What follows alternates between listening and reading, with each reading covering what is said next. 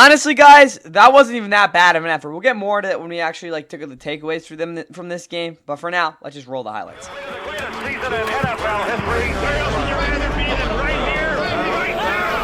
the flames went higher, and it burned right at the 2. Again, Gordon plunging forward. He's in. So the Miami, the 5 receivers in this pattern. Allen throws to the sideline, open, reaching for it, making the grab, and into the end zone. Fulton can take the line. 3rd and 5. But rush 4. Tua has trouble holding on to it and can only pick up off the fake. Rolling. He can run if he has to. Instead, he flips it for the touchdown. He hits Jackson Hawes.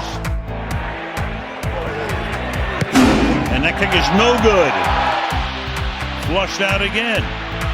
Down the sideline, and that's caught at the 41-yard line. Out, you can still run the ball. Tua throws, and that's going to be caught for a touchdown. Hook is the back. Hook into the end zone. Made it look easy. Clap, clap, clap. Play clock at 1. Tua backing up. Tua to the end zone. Caught. Touchdown. Robbins got released. He takes over. Punt is with a flag down. And outside to Shakir. Inside the 10. Shakir all the way in. Touchdown, Buffalo. Tua throw, and it's intercepted. It's picked off at about the 20-yard line.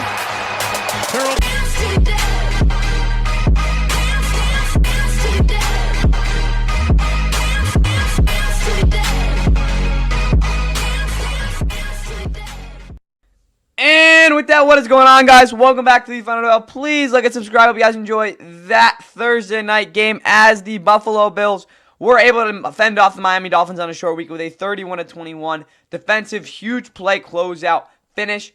But obviously for the Bills, they were coming into this game off of a pretty nonchalant victory over the Jets, giving up just 10 points, really 3. But it doesn't matter. They blew them out, and then they came into this game again with their second home game.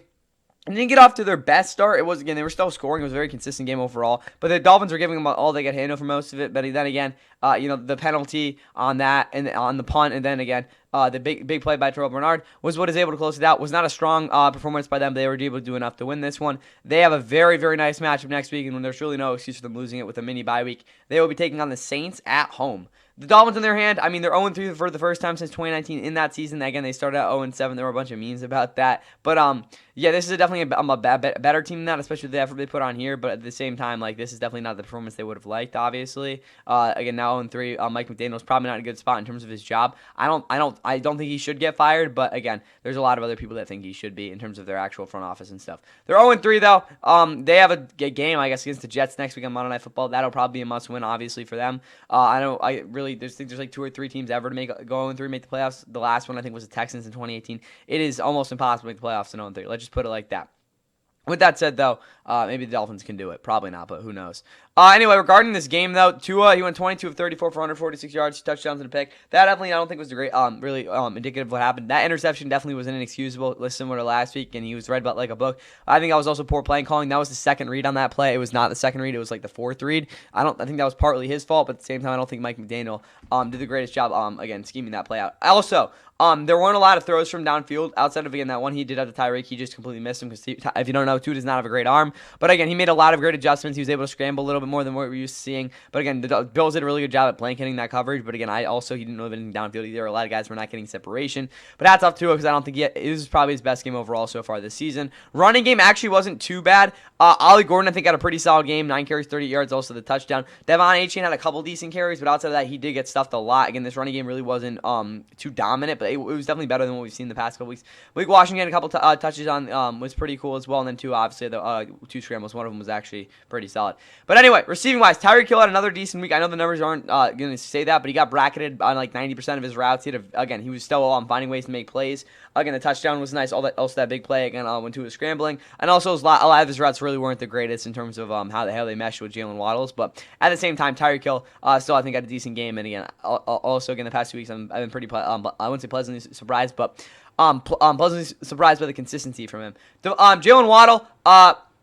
We all know that he hasn't really been great the past 2 years. Again, he was good in 2023, obviously, but still, this game really wasn't great either. I understand he had the touchdown, but even other than that, I mean, it was, again, I guess a nice, I don't even know how to tell you. He just basically darted to his spot and caught the ball. Really much else to it. But, again, also Trey White was not playing good coverage there as well. But still, Jalen Waddle, he still hasn't really done much yet. I need to see a big game out of him really before I think he's back. Devon A-Chain, again, 8, 9 targets, like normal stuff from him, just, again, not really effective as usual as well. So, yeah, that's what's going on there. Malik Washington got his targets. He just didn't have a very good game. Defensively, Tyrell Dotson was a beast. He had 11 tackles. They were all in space. They were all major tackles as well. He was also a very good blitz for them in coverage. We're not going to talk about that, but he was very good in this game. Russell Douglas looks like their number one cornerback. He played like that despite maybe not being as proactive as you might have wanted him to be, especially with what we've seen the past couple years. Zach Steele had a little bit of a rough game, wasn't awesome against the run, but he was still getting decent pressure. Jordan Brooks and Minkah Fitzpatrick both were pretty atrocious in coverage, respectively, but both players pretty responsible in terms of not giving up the big play.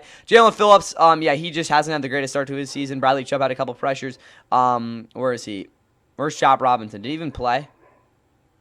Where's Chop? Oh, I think he was out. He was out for this game.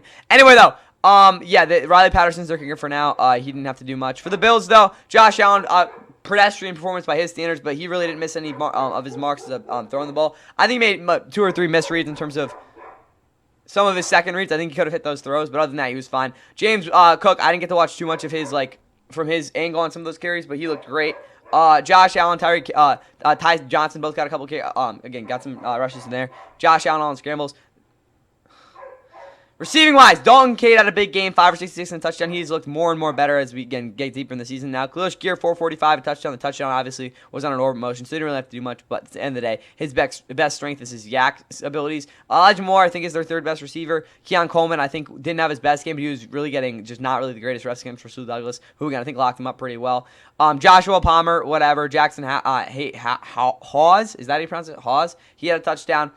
O-line was also pretty decent. For this defense, though, Shaq Thompson, before I think got injured, he was all over the field. Terrell Bernard also had a solid game. Teron Johnson, I thought he was injured, but he also took a little bit of a step, off a step. But outside of that, he was pretty good. Trey White had his worst game of the season up to this point. Other than that, though, really nothing much. Again, the pass rush wasn't really, again, it was decent in terms of the blitzing, but if we're talking about actual four-man pressures, it wasn't really that great. Matt Prater also had a bad miss kick as well, but it really didn't matter because they still won. Stats-wise, the Bills put up 360 yards of offense. That should be enough most leagues to win, again, with the defense they have at times. But Dolphins fan, again, I feel bad for you guys. You guys put up a good fight. But, hey, again, to beat a team like this, you're going to have to put up more than just a good fight to win it. Hopefully, though, they can bounce back against the Jets next week or something so they don't fall to 0-4. Bills, well, they're pretty good. That's what I got here, though. Get ready for the predictions tomorrow.